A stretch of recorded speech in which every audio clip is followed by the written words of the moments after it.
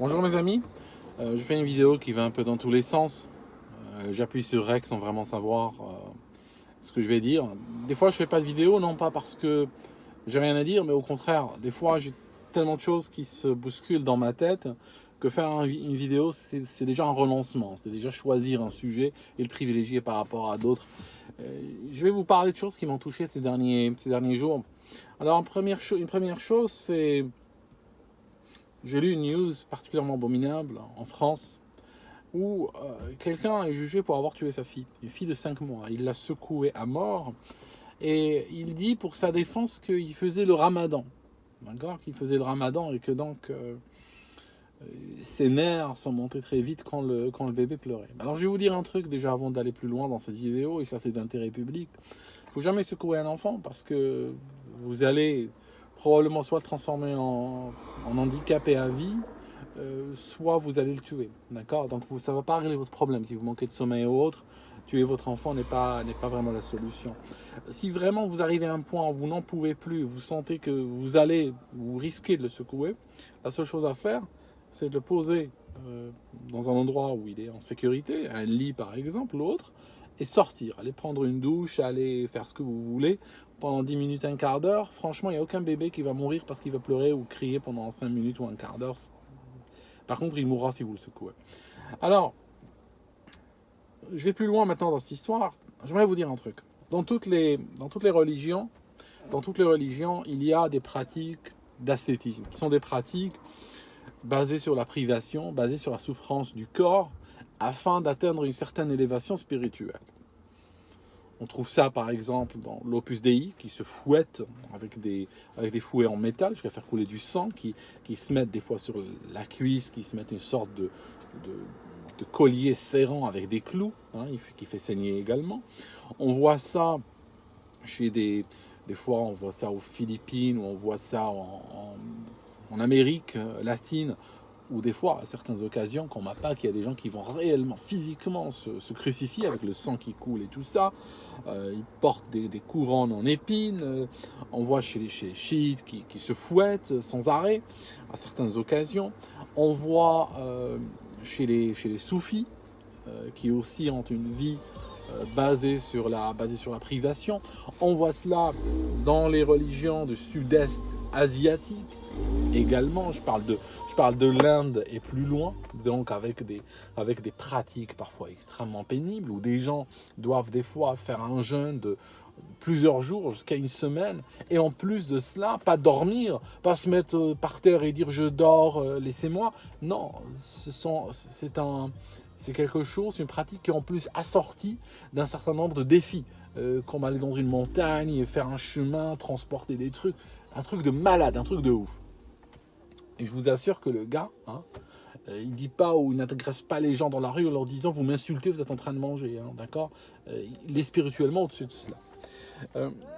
Pour la majorité des gens, ce genre de pratiques ne font aucun sens. Parce que spirituellement parlant, pour pouvoir atteindre une élévation, il faut déjà à la base être un VIP en termes spirituels. Et la majorité des gens, je peux vous le dire, la majorité des gens, je m'inclus dedans, n'ont pas le niveau spirituel qui leur permet de bénéficier de telles pratiques. Donc pour la majorité des gens, ces pratiques n'ont strictement aucun sens. Alors, problème de la société de laquelle je viens. Donc je parle de la société qui se dit arabo-musulmane. Et conséquemment, les projections de celle-ci. Les projections, ça signifie les communautés immigrées, qui sont issues de l'immigration, mais qui viennent à l'origine de ces pays. Ils souffrent exactement des mêmes maladies. C'est que elles sont rentrées dans une hystérie religieuse. Quand on regarde au fond dans ces sociétés, très souvent il y a énormément de corruption. Par exemple en Algérie, la corruption c'est la norme. Il n'y a personne qui ne prend pas ou ne paye pas. C'est la norme. C'est des sociétés qui ont énormément de... Il y a une criminalité, le vol, l'abus de confiance, l'abus de faiblesse. C'est des sociétés où pratiquement le chien mange le chien, comme on dit en anglais. On a beaucoup de gens qui réellement beaucoup de gens, et je dois le dire, je suis triste de le dire, beaucoup de gens qui sont sans foi ni loi, mais avec un vernis extrêmement fin de religion et de superstition, afin de se montrer, ils croient que quand ils disent qu'ils sont musulmans, ils ont tout dit. Alors qu'en fait, il n'y a rien derrière en termes de substance. Et cette société-là, par son hystérie religieuse, commence à prendre des pratiques ascétiques, hein, comme celle du jeûne du Ramadan, qui en fait partie. Et le jeûne du Ramadan, normalement, c'est quelque chose qui aurait dû bénéficier qu'à un pourcentage extrêmement faible de la société. Je ne parle même pas d'1% de gens. Et là, elle devient une tare sociale parmi tant d'autres, parce que ça devient une occasion de contrôle social, ça devient une occasion de se montrer, parce que le problème dans la société musulmane, c'est que nous avons plein de capots, hein, chacun est un capot, et chacun a des capots qui le surveillent. Donc chacun a sa vie qui est exposée à l'humanité entière, qui le surveille, et lui a le droit de surveiller les autres. C'est une société qui est complètement hystérique par rapport à la religion. Donc, on arrive à des masses de gens qui font du jeûne, des masses de gens, c'est pas possible, des hommes, des jeunes, des vieux, des femmes, des enfants, des gens malades. Il y a des gens malades qui refusent leur traitement à l'hôpital. Je veux dire, ça n'a aucun sens. Il y a des gens, le gars il conduit un bus et il jeûne, il boit pas, il mange pas par des températures des fois avoisinant les 40 degrés pendant 12 heures. Alors, il n'y a pas de différence entre lui. Si on fait des tests, personne n'oserait faire des tests par ailleurs. Mais si on fait ces tests, il n'y a pas vraiment une différence entre lui et quelqu'un qui boit une bouteille de rouge et qui va conduire. En termes de réflexe, bien sûr, le gars, si vous lui demandez, il va vous dire « Ouais, mais non, j'ai l'habitude, je sais, mais je connais beaucoup d'alcooliques qui vous disent « J'ai l'habitude, je tiens l'alcool. Hein. » C'est exactement le même discours qu'on retrouve. Et ça devient, en réalité, quand on regarde, par exemple, en Algérie, le résultat qu'on a, on a une économie qui fout le camp. Déjà, elle n'est pas glorieuse quand ce n'est pas le ramadan, mais alors pendant le ramadan, les entreprises font face à un absentéisme énorme. Elles sont obligées de réduire leur temps, elles réduisent réellement leurs horaires de travail, les administrations, les entreprises, tout ça. On a les journaux qui commencent à faire étalage du nombre d'accidents, d'agressions, de bagarres. Je vais dire, et en plus, je vais vous dire un truc, c'est le mois où on mange le plus. Parce que à tel point on mange pendant ce mois-là que les pauvres n'arrivent même plus à manger parce que c'est une tradition dans les pays musulmans. Ici, on a Noël, il y a tous les prix qui s'écroulent. Tu veux acheter un truc lié à Noël, il y a tellement d'offres que malgré l'immense demande, les prix baissent. Alors que dans les pays dits musulmans, déjà une semaine avant le ramadan, les prix se multiplient littéralement. Je ne te parle pas d'une augmentation de 3%, 5%. Les prix augmentent à tel point qu'il y a des pauvres qui n'arrivent même plus à atteindre la nourriture. Ils vivaient déjà à la base, à la limite, mais alors durant le ramadan, c'est fini pour eux. Et les gens, dès que le soleil se couche, ils vont manger, donc ils vont se mettre en diète toute la journée, ils vont se mettre en situation de jeûne toute la journée, et après ils ont un choc glycémique littéralement au moment de la rupture du jeûne où ils vont manger des quantités énormes. Et ils continueront à manger toute la nuit jusqu'avant le lever du soleil, la dernière grosse bouffe, et après toute la journée ils sont assommés, ils sont comme ça. Et puis pour certains ils deviennent agressifs, etc. Et les services de l'État, dans les pays musulmans, les services de l'État, alors que l'État est censé être le garant de l'ordre public, de l'ordre de la loi en fait, elle participe à l'hystérie. On commence à voir des flics qui arrêtent des gens, même des fois qui ont mangé chez eux. Hein, le gars est dénoncé, la police vient, il l'arrête, t'as mangé, hein, t'as pas fait une pratique d'ascétisme.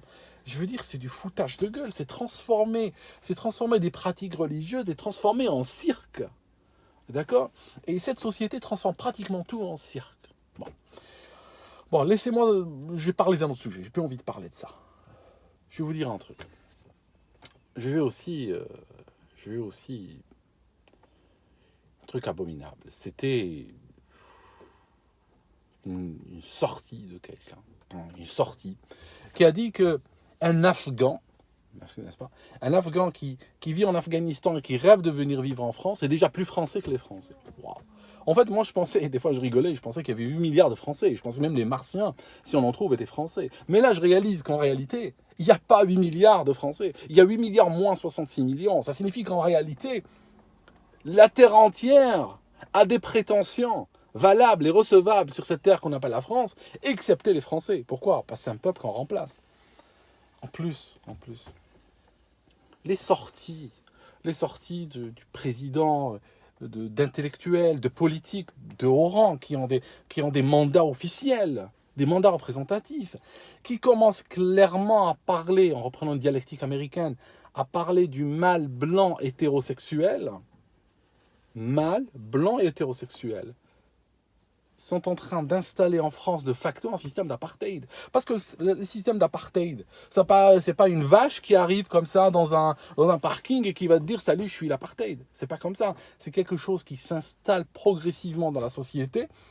Et puis au bout d'un moment, au départ c'est drôle, au départ t'as genre une réunion racisée, bon voilà, c'est juste pour les raciser. Après t'as le président qui commence à parler de ségrégation positive ou de discrimination positive. On commence à avoir des jobs qui sont ouverts uniquement aux racisés.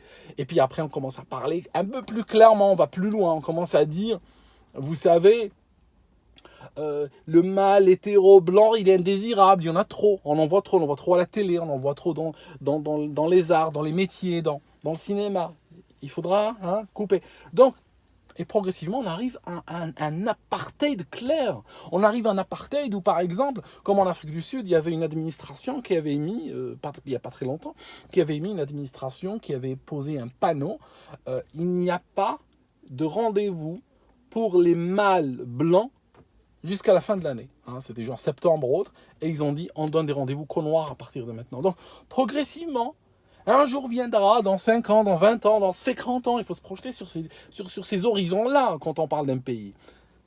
Tu arrives à une banque et on te dit, non, les mâles blancs, on ne vous ouvre pas de compte ici. Ou bien, pour ces emplois, on vous refuse. Ça sera très clair, ça sera même légiféré dans la loi, dans l'administration et tout. Et ça, c'est quand même terrible parce que nous sommes en train de le voir naître aujourd'hui. Et personne ne bouge. Et ça me sidère. Alors, je trouve aussi abominable le mépris avec lequel on parle de ces remplacés, parce que visiblement les Français sont le peuple à remplacer, clairement.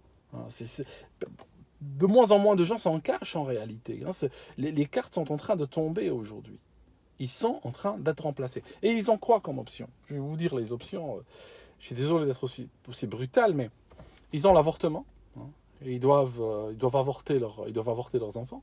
Pour pouvoir avoir plus de temps pour aller travailler, pour financer ceux qui en font. D'accord, ceux qui les remplacent, c'est quand même très particulier qu'un peuple doive financer son remplacement. Mais c'est clair, ça se fait, mais ils doivent aller vers des sexualités non reproductives, en enseignant la théorie du genre et tout à leurs enfants à l'école. D'ailleurs, Poutine est devenu l'homme à abattre. Rappelez-vous la dialectique anti-russe, quand est-ce qu'elle a commencé? L'épicentre, le point zéro, moi je m'en souviens, le point zéro. Le point zéro, c'était quand il y a eu la théorie du genre qui est sortie en une nuit un peu partout dans les pays occidentaux, dans l'Europe de l'Ouest en particulier. Et Poutine a fait passer une loi pour interdire la promotion de cette théorie dans les écoles. Et à partir de là, il est devenu un Adolf Hitler. Parce que lui, il a compris une chose. Je vous explique. Vous savez que pour qu'une communauté se maintienne, il faudrait qu'elle fasse 2,1 enfants par couple. Ça signifie, pour chaque 20 couples, vous avez 21 enfants. Si vous aviez 2 enfants par couple, quand le couple meurt, ça fait 2 personnes en moins, il y a 2 personnes qui sont là. Donc, il n'y a pas une augmentation de population. En réalité, il y a une baisse parce qu'il y a des fois des enfants qui meurent jeunes, il y a des couples qui ne font pas d'enfants, etc. Donc, il faudrait qu'il y ait au moins 2,1. Beaucoup de peuples occidentaux blancs sont à la limite, sont à 2,3, 2,2, 2,15 quand ils ne sont pas 2,1 déjà. Il suffit de gratter un peu. Si tu arrives avec la théorie du genre à pousser ne serait-ce que le 10%, d'accord? Imagine au 10%, tu le pousses vers des sexualités non reproductives. D'accord? Parce que, attention, si tu deviens un hétéro blanc, c'est à flinguer. Mais si tu es homo blanc, c'est bien. D'accord? Pourquoi? Parce que tu ne te reproduis pas, tu pratiques une sexualité non reproductive. Donc à ce moment-là, tu ne déranges pas, tu es en voie de disparition, c'est pas grave. On te tolère durant cette incarnation, et quand tu mourras, ben voilà, ce sera fini.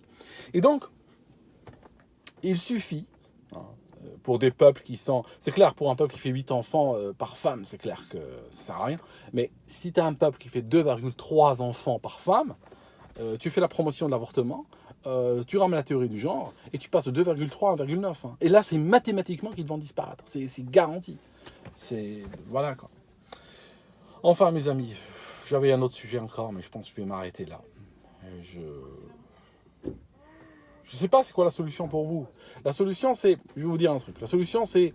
Mais c'est pas une vraie solution, parce que ça ne correspond pas à ce que vous êtes réellement. La solution, c'est la communautarisation. Et quand je dis la communautarisation, c'est pas le village de Schtroumpf, hein. C'est pas un village avec 2-3 nations comme ça, et puis vous allez rester dans votre village jusqu'au jour où on vous ouvre une mosquée en face, on vous ramène des migrants dans la rue qui vous chassent. Hein. C'est pas ça.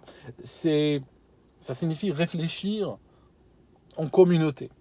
Parce que, par exemple, Bernard Lugan en parle très bien, en Afrique, il y a ce qu'on appelle l'ethnomathématique. Et l'ethnomathématique a causé énormément de dégâts en Afrique, a causé des guerres énormes, des massacres. Pourquoi? Je vais vous dire. Quand des pays africains, beaucoup de pays africains sont constitués suite aux décolonisations. Alors, mais avant la colonisation, ils n'avaient pas les frontières qui sont les leurs aujourd'hui. C'était des régions, on va dire, tribales, c'était des régions où il y avait des frontières très mobiles, très... Et en fait,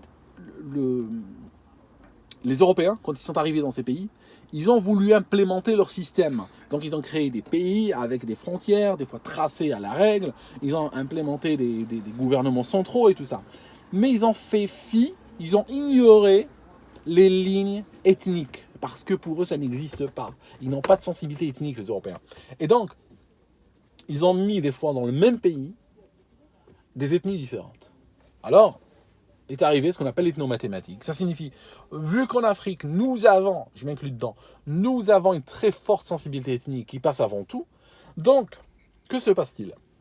Si vous avez un peuple constitué d'une ethnie à 60% et l'autre à 40%, eh ben, celle qui est à 60% aura toujours, c'est elle qui aura le dernier mot. Pourquoi? Parce que chaque fois qu'il y a un homme politique qui arrive, les gens votent par rapport à son ethnie. Ils ne votent pas par rapport à son programme politique. Ils votent par rapport à son ethnie. Donc, celui qui a la plus forte représentativité ethnique, il passe, peu importe le programme.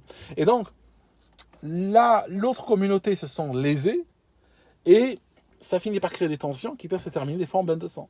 En Suisse, il y a aussi une forme d'ethnomathématique dans une moindre mesure.